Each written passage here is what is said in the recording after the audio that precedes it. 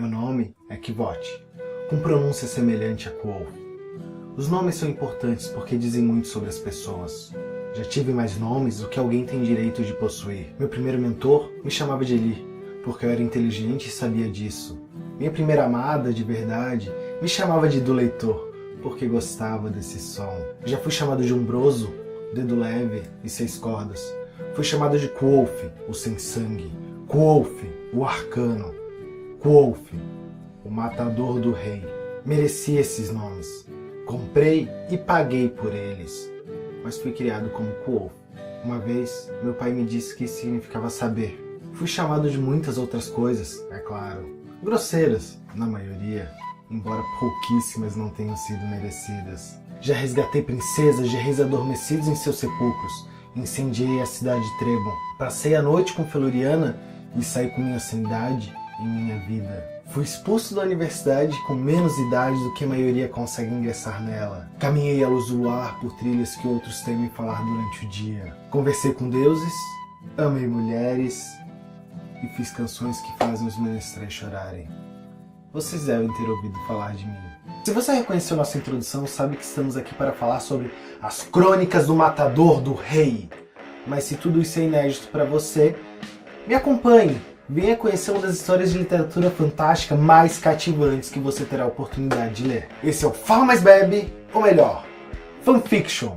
Um nome melhor que vocês possam sugerir, onde falaremos de fantasia, ficção científica ou o que mais der na telha, como sempre. Mas somente a nossa abertura não foi o suficiente para te convencer a ler essa obra? Então saiba que o terceiro livro da trilogia ainda não foi lançado e já tem contrato para filme, série e jogo. O Nome do Vento e o Temor do Sábio figuraram entre os mais vendidos durante semanas da lista do New York Times. George Martin, o amado e odiado autor de Game of Thrones, é fã da obra e em um de seus livros tem um conto desse universo. Prendi sua atenção? Então vamos lá. A trama toda gira em torno de Quoth. Narrado em 2 tempos, passado e presente, atualmente temos um Quoth velho, acabado e tecnicamente morto. Suas lendas se espalharam pelos 4 cantos e todos ouviram falar de seus feitos, muitas vezes mais exagerados do que são, e cabe ao cronista, um famoso historiador, encontrá-lo e convencê-lo a contar a verdade. Nesses momentos que se passam no tempo atual, é muito interessante notar que a história ela tem um narrador onisciente, diferente das que são narradas depois em primeira pessoa, vários detalhes sobre o universo, as consequências da passagem de Quoth pelo mundo, inclusive as cagadas, tu consegue ter uma amostra por ali. Nada se tem certeza, mas há várias dicas. No passado quem conta a história é o próprio Quoth, só que é um problema. Ele é um Eden na rua até os ossos, como ele próprio diz. E o que seriam os Edenãs russos? São como ciganos do nosso mundo. Eles são discriminados, eles não têm pátria, mas o mais importante nesse caso é que eles são artistas por completo, seja música, seja literatura, teatro. E amiguinho, se você é do tipo que fica zoando nos RPGs, é porque tu não conhece esse, sério. Mas falando de RPG, temos sempre os velhos clichês. Chega numa mesa de jogadores e tu fala assim: qual é a motivação do teu personagem? Vingança pelos meus pais! Vingança pelos meus pais! Meus pais foram assassinados! Não é diferente aqui. Nem sempre o clichê é ruim. Nesse caso, não é. Quem matou os pais dele, só pra dar uma pitadinha, deixar você curioso, pense algo como o bicho-papão, um ser de histórias e lendas que ninguém acredita, mas que tu tenha visto com teus próprios olhos. Esses são os assassinos do pai dele, o xandrianismo. Eu poderia falar mais, mas cara, tu tem que ler, porque o mais bacana é tu ir descobrindo conforme a história, tu vai ficando assim, meu Deus! O primeiro livro, O Nome do Vento, narra as aventuras dele, desde a infância, quando ele ainda viajava em caravanas com seus pais, até a época que ele virou mendigo e aprendeu a roubar para sobreviver, e chegamos à época da universidade. E não me compare com Harry Potter, são 2 universos diferentes, 2 ideias diferentes. Nesse universo, ele é medieval, ele realmente é aquela coisa arcaica. A universidade, ela é a universidade. Lá tu vai para aprender sobre linguística, matemática, algumas ciências. Existe essa questão que não tem em outros lugares. Lá é o ponto realmente de estudos. A diferença é que lá também tu pode aprender sobre magia, como alquimia, a simpatia. Simpatia nesse universo merece uma explicação à parte, porque ele é algo diferente, ele é baseado na força de vontade, ou a simpatia é a base para tu criar ligações entre as coisas, é mais ou menos isso. Tua fé é tão grande que tu pensa que duas coisas são iguais. Por exemplo, se eu pegar essas duas tampinhas e pensar que as duas são o mesmo objeto e erguer essa também vai levantar. Só que a diferença é que vai ter o peso de talvez de 3, 4 tampinhas, porque há toda uma questão de energia, há um custo. Mas se eu fizer essa mesma ligação com essa tampinha, que é de plástico, que o formato é diferente, ela vai pesar desse tipo 2, 3, 4 quilos.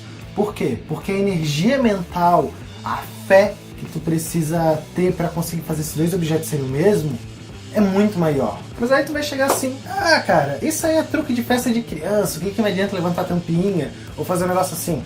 Pera, pensa assim no RPG. Tu pega uma garrafa de vinho, joga sobre seu inimigo, pega e cria uma ligação mental entre uma gota e o vinho nele. Agora você cria uma ligação entre uma fogueira ou o calor do seu próprio corpo com essa gota, e você faz o seu inimigo se incendiar. O que precisa é ter uma força de vontade muito grande, a capacidade de dividir tua mente também ajuda muito, que isso é desse universo, e criatividade. E pensa que o Wolf é a porra do protagonista. Ele é o cara super inventivo, ele tem uma força de vontade comparada ao Aço Henston, ele gosta de se gabar por isso. Mas então, o nome do vento? O que seria isso? O Wolf está atrás de inimigos poderosos, um monstro que se esconde na escuridão. Então o que ele precisa é de poder.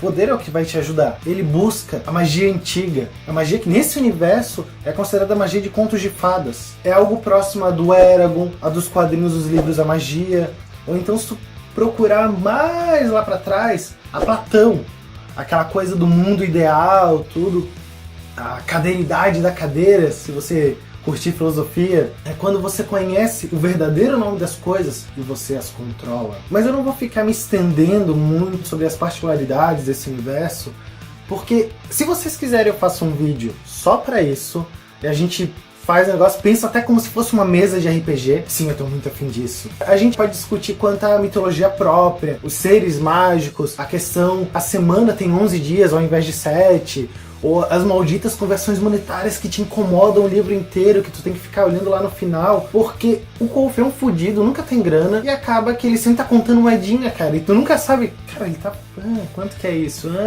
Quanto ao segundo livro, O Temor do Sábio, ele continua fazendo cagada, ele arranja mais inimigos, ele é o cara que é assim, isso é desde o início, ele tem uma situação que se ele ficasse calado, ele poderia sair bem, mas ele é orgulhoso, ele é falha, ele é humano, então ele acaba se metendo em mais confusão do que necessário. O que é legal, cara. Esse é o ponto. Ele realmente é o cara que tu olha assim... Eu consigo imaginar uma mesa de RPG, o jogador pegando e tocando foda-se, tipo, fazendo cagada. Ou então se indignando. Não. A minha personalidade é uma coisa. Eu não vou baixar a cabeça pra isso. Esse é o Wolf. Aí pra vocês terem uma noção, ele fez tanta merda, arranjou tanta confusão. Ele tem que se afastar uma época da universidade e vai explorar o mundo. Aí tu começa a realmente ver mais a criação do Patrick Rothfuss, o autor. Porque daí tu vai ver um reino distante, vai ver reino mágico, até um local que, cara, a cultura deles tudo não tem como eu pensar que não tenha sido inspirado na cultura japonesa. E não, eu não vou falar da Dena nesse vídeo. O terceiro livro, ele tá para ser lançado em 2017, ou 2018, ou 2019. Sim, ele já tá sendo enrolado há muito tempo.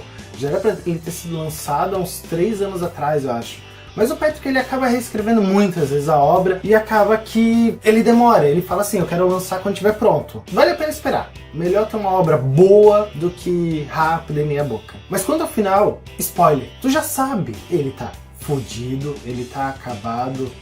Cara, ele virou um cara sem alma, tu pode dizer isso. Pô, a taberna é linda que não tem clientes. Particularmente, no meu caso, eu acredito que ele vai pegar, terminando a trilogia, ele fechou um ciclo. Ele vai pegar e levantar, ele vai voltar a ser o Wolf, a vida de capa e espada. Isso é o que eu imagino, porque tem várias coisas que tu olha assim, eu sinto dicas ali assim. Mas isso seria um programa com spoiler, não... Ai, quero falar! Mas se tu tá cansado de esperar, saiba que tem alguns spin-offs da obra.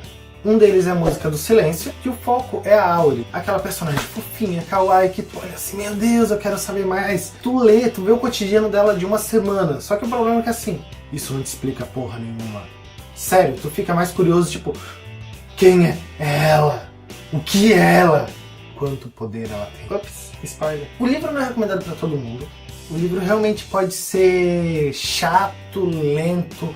A parte mais emocionante é a Auri fabricando um sabão e ela não é nenhum Tyler Durden. Outro spin-off é a Árvore Reluzente, que dessa vez o protagonista é o Bast, o assistente folgado, que também é aprendiz dele do tempo atual. Desde o início tu fica assim, quem é o Bast? O que ele é também? E ali tu vê um pouquinho sobre a personalidade. Não fala muito, só mostra um dia da vida dele. Esse é o conto que tá no livro do George Martin. É uma antologia que ele faz sempre, juntando vários autores. E o título desse era Rogues, no original. E no Brasil veio como O Príncipe de Westeros e Outras Histórias. Até era pra ser a Áurea protagonista, só que o Patrick, ele se passou na quantidade de caracteres e ele viu, cara, ela não é ladina. O Bast, sim, ele combina muito mais com esse estereótipo. Porra, como combina. O último conto é o How Old Holly Come to Be. Foi lançado nessa antologia, sem publicação no Brasil.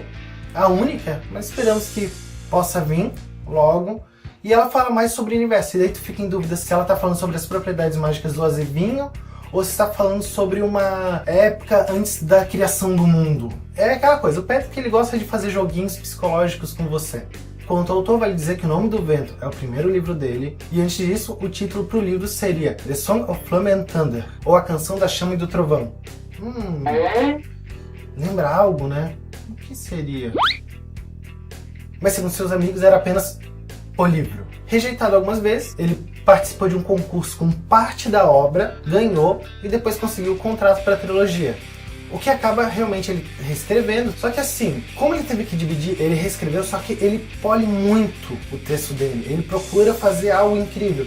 Tanto que tu nota que às vezes assim, na primeira leitura é fantástico, na segunda continua sendo fantástico, não perde o brilho, porque realmente vários detalhes da trama estão escondidos ali, assim, tu só consegue entender quando tu já conhece a obra e tu vai perceber que aquela passagem que não tinha relevância quer dizer algo importante, seja a mitologia desse universo, não é simplesmente a mitologia, ela referencia alguém que tu já conhece. Podemos mais falar do autor, o americano Patrick Rothfuss, que nasceu em 73, ele foi um indeciso na vida, ele durante uma época cursou engenharia química, psicologia clínica, e teve uma época que ele tava não cadastrado em nada, ele só pegava matérias que interessavam ele. Patrick, eu te entendo. Ele se graduou em bacharel em inglês, hoje em dia dá aula na mesma universidade que se formou. É legal também dizer que ele era apaixonado por fantasia desde pequeno, seja Tolkien e outras histórias, o que influenciou muito ele, e ele mantém ativo um blog e um podcast. Que, cara, se tu manja de inglês, vale a pena pra ver se é assim, tipo, cara, lança alguma coisa, dá uma migalha de informação, fala algo. Mas se você chegou até aqui,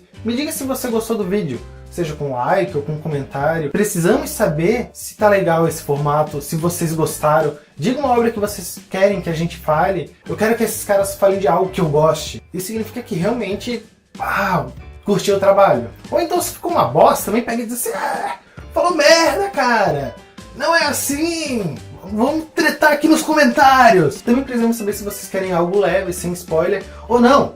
Tapa na cara mesmo, assim, fulano morreu no final. Ao exemplo do Covil de Livros, podcast que ajudou a criar esse aqui, assim como o Livrocast. Ouvi os dois sobre as Crônicas do Matador do Rei e olhei, caralho, eu também quero falar disso, cara. É porque é muito empolgante. Não deixe de conferir nossos outros programas. Esse foi o Fala Mais Velho. Até a próxima.